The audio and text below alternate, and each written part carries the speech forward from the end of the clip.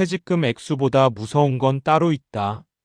퇴직금 들어온 날 통장 숫자부터 확인합니다. 이 정도면 괜찮네.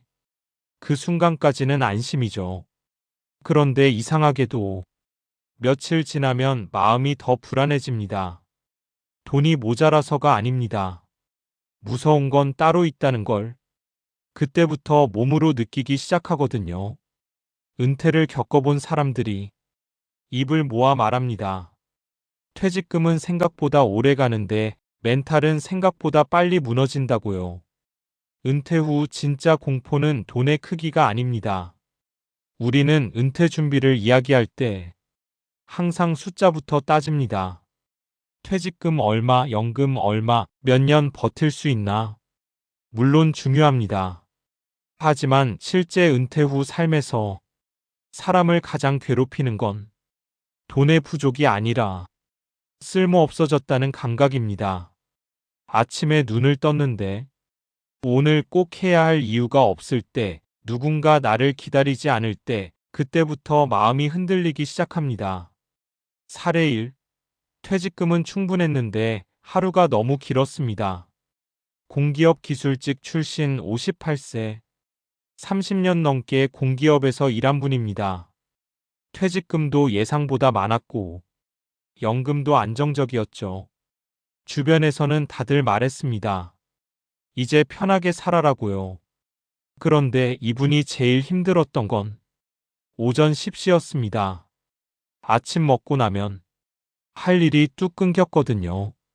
처음엔 TV, 산책, 운동으로 버텼지만 3개월쯤 지나니 하루가 감당이 안 될 정도로 길어졌습니다. 결국 이분은 전 직무와 관련된 안정교육 강사 일을 시작했습니다.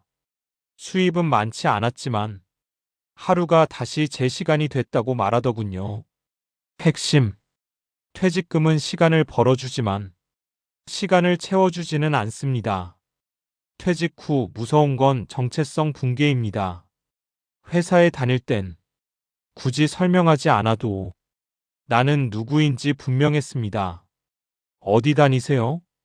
무슨 일 하세요? 은퇴하는 순간 이 질문이 제일 불편해집니다. 대답이 길어지거나 아예 피하게 됩니다. 정체성이 흐려지면 자존감이 같이 무너집니다. 이게 은퇴 후 우울로 이어지는 가장 흔한 경로입니다. 사례 2. 돈보다 무서웠던 건 제가 사라진 기분이었어요. 금융권 임원 출신 60세, 연봉도 높았고 퇴직금도 넉넉했습니다. 경제적으로는 전혀 걱정이 없던 분입니다. 그런데 퇴직 후 전화가 확 줄었습니다. 회의도 보고도 부탁도 없었습니다. 내가 투명인간이 된 느낌이었다고 하더군요. 이분은 결국 후배들 멘토링 모임을 만들었습니다. 돈은 벌지 않아도 누군가에게 필요한 사람이 된 순간 표정이 달라졌습니다. 핵심. 사람은 필요 없는 존재가 되는 걸 돈보다 더 두려워합니다. 관계도 준비되지 않으면 같이 무너집니다.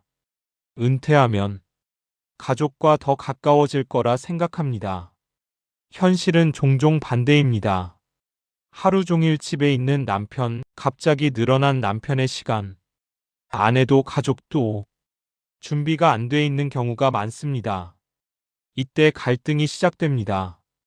돈 문제가 아니라 공간과 역할의 문제입니다. 사례 3.